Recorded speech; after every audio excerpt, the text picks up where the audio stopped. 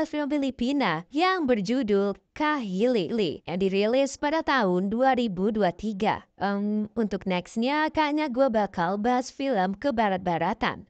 Biar nggak bosen. Atau dari kalian mungkin ada yang mau request film secara spesifik, boleh banget kasih judulnya di kolom komentar di bawah. Film kali ini menceritakan tentang seorang gadis berwajah polos yang menjadi pembantu dari kedua pasangan suami istri yang tinggal di sebuah rumah mewah yang terletak di tengah hutan. Sedihnya, kedua pasangan ini pun hingga kini belum memiliki seorang buah hati. Yang bikin aneh dari kedua pasangan ini, istri dari pasangan itu malah menawarkan pembantunya itu untuk mengandung anak dari suaminya.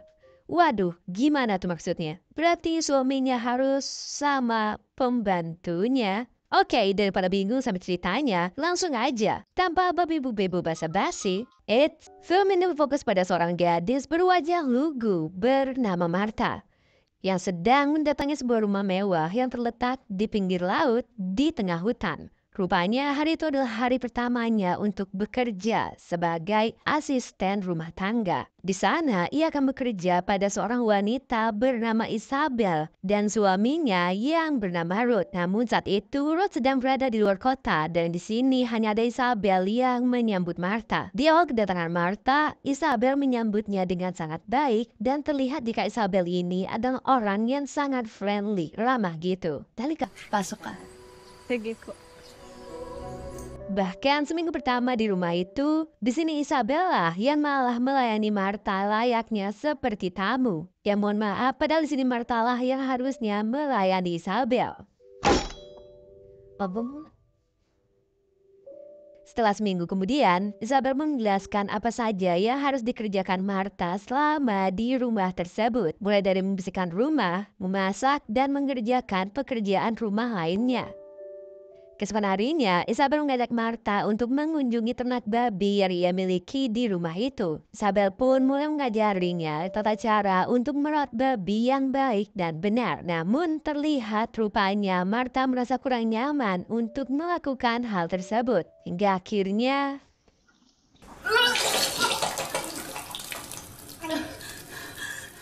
pada malam harinya, Isabel pun mengajak Martha untuk dinner di rumah itu. Dan lagi-lagi, Isabel memperlakukan Martha layaknya tamu spesial di rumah itu. Di saat yang sama, suami Isabel yaitu Ruth akhirnya pulang. Isabel juga memperkenalkan Martha pada suaminya. Sama seperti Isabel, Ruth juga memperlakukan Martha dengan sangat ramah. Ia mencoba berbahasa basi dan bertanya latar belakang dari Martha. Martha mengaku tak ada yang menarik dalam hidupnya. Ia hanya seorang gadis yang bahkan belum pernah berpacaran dan tentunya tak pernah disentuh oleh laki-laki. Mendengar hal itu, sontak pasangan suami istri itu pun langsung saling menatap satu sama lain. Entah apa yang dipikirkan kedua pasutri ini. Di saat yang sama, Ruth terlihat tertarik dengan Martha yang membuatnya sempat salfok kepada pembantunya itu. Waduh. Hal ini tentunya membuat istrinya merasa cemburu. Setelah dinner itu selesai, Isabella masih cemburu pun akhirnya menghukum suaminya karena telah menatap Martha dengan tatapan yang dianggap tidak pantas. Di sini Ruth seperti disandra yang membuatnya tak bisa berbuat apa-apa. Namun setelah itu, mereka malah ngelakuin kegiatan yang penonton harapkan. Setelah usai melakukan hal tersebut, terlihat Isabel yang memegang beberapa tumpukan kertas berisi beberapa identitas berbagai wanita. Entah apa maksud dari kertas itu. Namun dari banyaknya berkas-berkas itu, Isabel mengatakan kalau dari semua wanita tersebut sama sekali tak ada yang menarik baginya. Di saat yang sama, suaminya juga mengatakan kalau mereka merasa Tuhan telah mengirimkan Martha untuk mereka. Kembali ke Martha yang sedang berbaring di tempat tidurnya sambil chattingan bersama pacarnya yang diketahui bernama Carlos. Malam itu rupanya sang kekasih tak membalas pesan dari Martha yang membuatnya menjadi gelisah. Rupanya di balik Martha yang lugu ini, Martha memiliki gejolak-gejolak yang tak dapat ia tahan, yaitu untuk ngelakuin kegiatan yang penonton harapkan. Wah, ia tak bisa menahan. Tanpa ragu-ragu, ia pun langsung Tanpa ragu-ragu, jadi jemarinya Martha di sini mulai berkelana untuk melakukan kegiatan yang Pelon harapkan secara mandiri. Harinya, Isabel dan Martha kembali ke peternakan untuk mengurus babi-babi di peternakan tersebut. Sampai di sana, rupanya hal buruk menimpa Isabel. Terdapat salah satu babinya yang mengalami keguguran. Sebagai pembantu yang baik, Martha pun mencoba untuk menenangkan majikannya itu. Namun hal tak terduga terjadi. Isabel yang dari kemarin ramah bagi ibu kandung seketika berubah drastis layaknya ibu tiri. Waduh, dengan spontan ia pun membentak Martha karena merasa tak tahu bagaimana sakitnya kehilangan seorang anak. Dari raut wajahnya terlihat jika Isabel ini memiliki sebuah trauma di masa lalu, namun belum tahu apa itu. Usai kejadian itu, Martha yang sedang berada di kamar pun akhirnya dihampiri oleh Isabel. Ia yang menyesali perbuatannya itu meminta maaf kepada Martha. Di sini Isabel akhirnya menceritakan masa lalunya yang kelam. Ternyata dahulu ia pernah kehilangan anaknya sebanyak 4 kali. Di saat yang sama, Isabel juga menjelaskan kalau sebenarnya mereka menginginkan hal yang lebih dari si Martha. Di sini Isabel merasa jika Martha adalah orang yang terpilih dari Tuhan untuk melahirkan anak mereka. Waduh, maksudnya gimana tuh? Karena hal ini, Isabel meminta Martha untuk mengandung anaknya dengan cara natural. Berarti harus melakukan kegiatan yang belum harapkan dengan suaminya dong. Anjir, sebagai imbalan, Isabel akan memberikan upah yang setimpal. Namun yang bikin mencengangkannya bukan menolak tawaran gila itu. Di sini Martha malah kasihan dengan kedua pasangan itu dan ia dengan ikhlas menuruti atau mengiyakan tawaran bejat itu. Waduh, kasihan boleh tapi nggak gitu-gitu juga. Tak lama kemudian, Isabel pun membawa Martha ke sebuah kapel tempat mereka berdoa. Dan disinilah kita tahu kalau Isabel merupakan seorang pengikut ajaran sesat alias musyrik. Pada saat sedang berdoa, tiba-tiba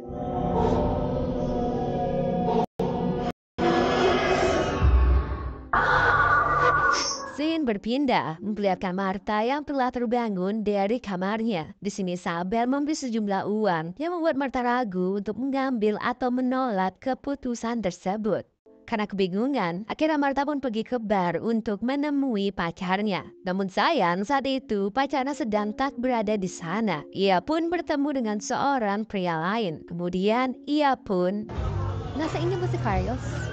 Rupanya tujuan utama Martha ke sana adalah untuk melakukan transaksi ilegal alias membeli narkoba. Waduh, baru dapat duit langsung beli yang enggak-enggak. Singkat cerita, akhirnya Martha mengkonsumsi narkoba itu. Hal ini membuat pikirannya menjadi melayang jauh kawan awan hingga menuju langit ketujuh. Setelah itu, Martha menemui kakaknya yang bernama Gina di rumahnya. Karena masih terpengaruh narkoba, dengan santai, ia menanyakan pendapat kakaknya soal keinginan gila dari Isabel majikannya itu. Namun anehnya, di sini kakak mengatakan kalau semua keputusan itu ada di tangan Martha. Martha yang tergiur dengan uang itu pun akhirnya fix menerima tawaran tersebut. Keesokan harinya, Isabel pun mempersiapkan suaminya dengan kondisi mata tertutup dan membawa Martha kepada suaminya. Tak lupa Isabel juga menutup mata dari Martha. Akhirnya di sini Isabel mulai menuntun suaminya dan pembantunya itu untuk ngelakuin kegiatan yang penonton harapkan. Waduh, sakit nih film. Usai kejadian itu, di sini Martha seperti mulai kena mental dan ngerasa berdosa banget atas apa yang ia lakukan tadi. Namun doubletnya untuk menenangkan pikiran dari rasa-rasa bersalah, di sini ia malah mengkonsumsi narkoba lagi untuk melupakan semua itu. Alhasil, ia pun menjadi tak sadarkan diri, terbang tinggi melayang jauh menuju langit ketujuh hingga menjadi halu. Keesokan harinya, Isabel menyuguhkan sebuah cairan berwarna merah gelap yang nampak seperti darah untuk Martha minum. Waduh, lalu kemudian Isabel mengajaknya pergi ke kamar mandi. Di sana, ia langsung Di sana, ia pun langsung mengelus-ngelus perut dari Martha yang ia harap dapat mengandung anak dari suaminya. Wah, hari kemudian, Martha menerima telepon dari Carlos. Tanpa berlama-lama, Martha pun menemani kekasihnya tersebut. Karena sudah lama tidak bertemu, akhirnya kedua pun melepaskan rindunya di Ohio terdekat. Setelah itu, Martha pulang dan kembali ke kamarnya. Bila Martha lagi sendirian, Ruth pun mendatanginya dan meminta maaf karena ia telah membuang Martha dalam masalah mereka. Di saat yang sama, Ruth yang modus ini pun langsung menempelkan telinganya juga ke perut Martha dengan alasan untuk mendengarkan suara anak dari mereka. Namun barbarnya, di sini Ruth langsung mengunboxingnya. Dan wadidadadaunya, Martha pun juga tergoda dan mereka pun akhirnya ngelakuin kegiatan yang penonton harapkan. Keesokan harinya, Isabel lagi-lagi mengunboxing Martha untuk memastikan kandungannya. Entah apa yang terjadi, rupanya di sini Isabel mengetahui jika Martha telah melakukan yang enggak-enggak dengan pria lain. Karena telah melakukan perbuatan keji itu, Isabel yang memiliki kepercayaan sesat itu berniat untuk menyucikan Martha kembali dengan cara menjalankan sebuah ritual sesat dengan menyakiti Martha. Waduh. Pun berlalu, terlihat Martha yang sedang memegang sebuah tespek yang menunjukkan 2 garis merah. Yang berarti Martha pun mengandung anak dari suami Isabel. Di titik inilah, Martha akhirnya menyesali perbuatannya dan lagi-lagi mencoba menenangkan dirinya dengan mengkonsumsi narkoboy. Setelah itu, ia pun pergi ke rumah kakaknya. Kakaknya yang menyadari hal ini pun segera menegur Martha karena perbuatan ini akan membahayakan bayinya. Ia meminta Martha untuk sadar dan tidak bersikap egois. Akhirnya, Martha pun sadar dan menghentikan perbuatannya tersebut. Harinya, ia pun pergi ke rumah Isabel dan memberitahu pasangan suami istri itu kalau ia sekarang telah mengandung. Sontak, pasangan suami istri tersebut terlihat sangat bahagia. Isabel pun mendekati Martha untuk memegang perutnya dan langsung membacakan mantra-mantra doa sesat.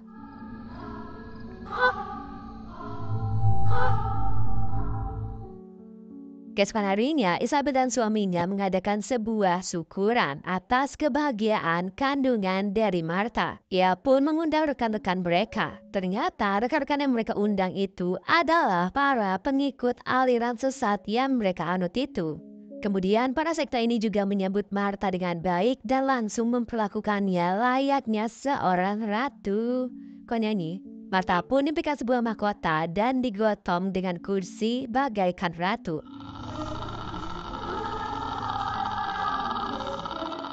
Di kepel, Martha dan Ruth didudukan oleh Isabel, sambil disaksikan para pengikut sekte lain. Isabel memimpin upacara itu dengan mengucapkan mantra-mantra doa yang membuat para pengikut lain menjadi kesurupan massal. Yang bikin mencengangkannya, di tengah kesurupan massal itu, semua para pengikut sekte ini sontak mengunboxing dirinya masing-masing dan saling ngelakuin kegiatannya penonton harapkan bersama-sama. Keesokan harinya, lagi-lagi Martha kembali menemui pacarnya di Ohio terdekat. Dan sudah jelas, lagi-lagi di sana mereka ngelakuin kegiatan yang penonton harapkan.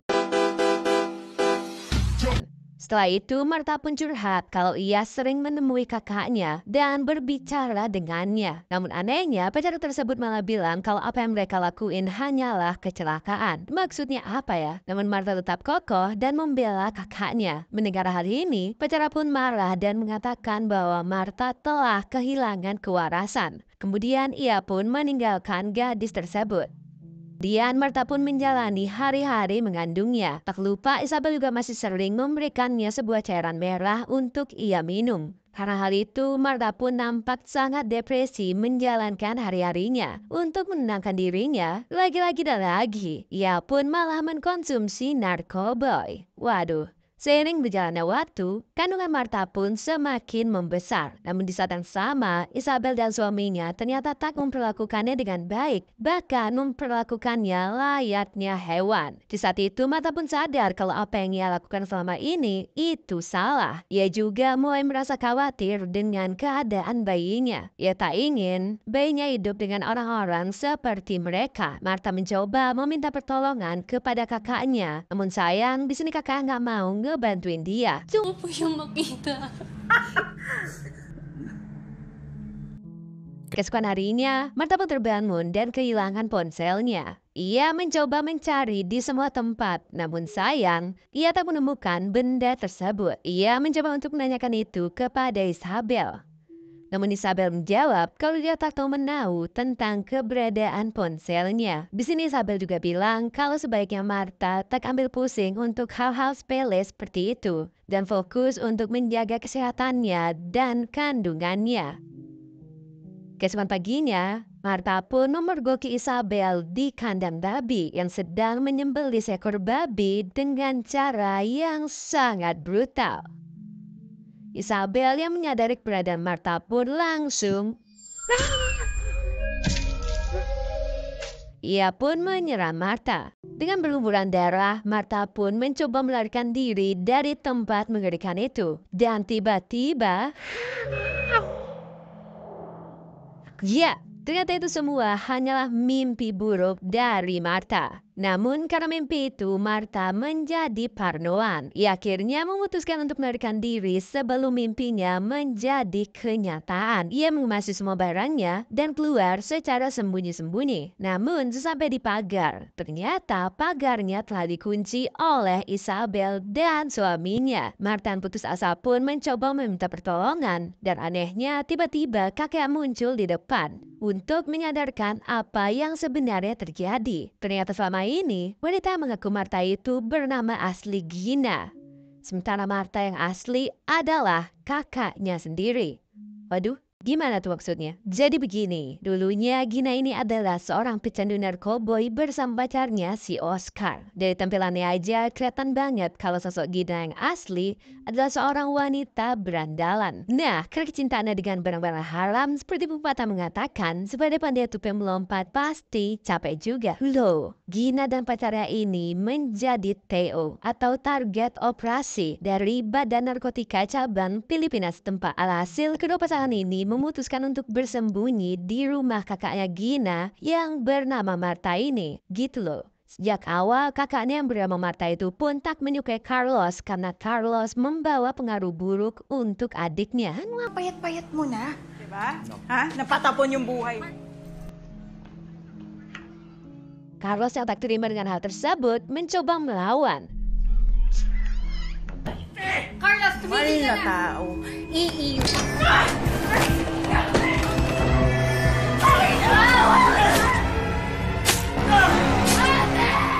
Hingga akhirnya Carlos tanpa sadar menghabisi kakaknya itu. Untuk menghilangkan jejak, keduanya pun membuang jasad wanita tersebut. Itulah mengapa saat Gina membicarakan kakaknya, Carlos menganggapnya gila dan meninggalkannya. Beberapa hari setelah kematian kakaknya, Gina tampak sangat depresi. Untuk menghindari kejaran, Gina pun memutar otak hingga akhirnya ia menemukan surat panggilan kerja kakaknya yang akan bekerja di peternakan dan menggunakan identitas Martha sebagai identitasnya. Ya, tapi naas guys, niatnya sembunyi malah masuk ke kandang macan. Setelah beberapa hari kemudian, petugas pun menemukan jasad Martha yang buat Gina saat itu menjadi buronan. Isabel yang sudah mengetahui identitas Gina sebenarnya tak tinggal diam. Mereka tak mau Gina melarikan diri dan kehilangan bayi yang ada di dalam perut Gina untuk kesekian kalinya. Itulah alasan mengapa mereka menyembunyikan ponsel gadis tersebut dan mengunci semua akses keluar masuk.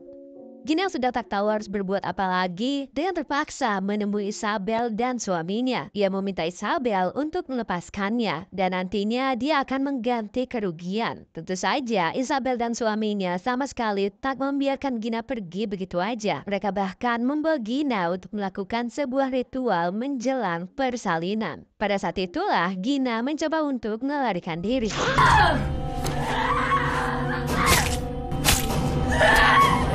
Gina yang kini berumuran darah segera keluar dari sana dan pergi ke klinik terdekat. Tak lama kemudian, ini yang terjadi.